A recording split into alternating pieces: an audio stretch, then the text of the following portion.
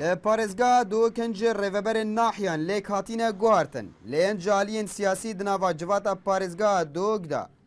vêyekê bi bargiranî dizanin hem li ser milên hikûmetê û hem jî hêjbûyî welatiyan û dibêjin vîya ba gorîn hat bankirin nek lê guhartin. تەنها ڕێو ڕسمێک کراوە گۆڕانکاری پێیان کراوە لە شوێنێک بۆ شوێنێکی ترەوە یان مەسەن مدیر ناحیە قای مقام لە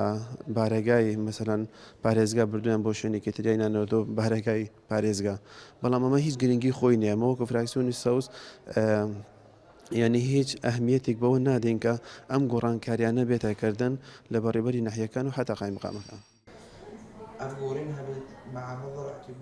طبعا هندێک کەس سەرمەتی هاتنا فرض کردن بەرینوکە نەکو مەدانۆینە نە بالعکس هاتنا فرض بەری چەند ساڵان بێ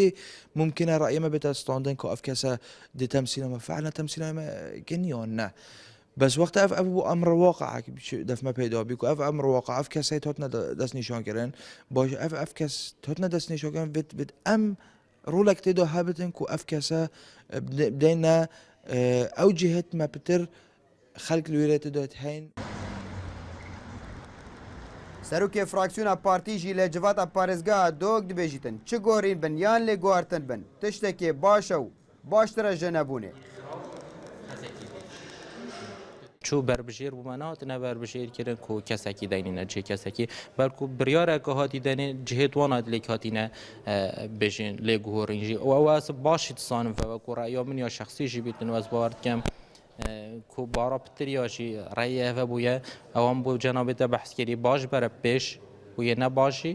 گۆڕی. دیسالدا و لە هەژدەی ماهدا هەفتە lê guhartinên rêveberan lê nahiyên ser bi parêzgeha Dog ve hatine kirin. Lê entaliyên siyasî van lê guhartinan bi bê helsangandin dizanin û dibêjin bi tenê serûçaf lêk hatine guhartin ne zêdetir. Abdusamat Rêkanî, NRT Duhok.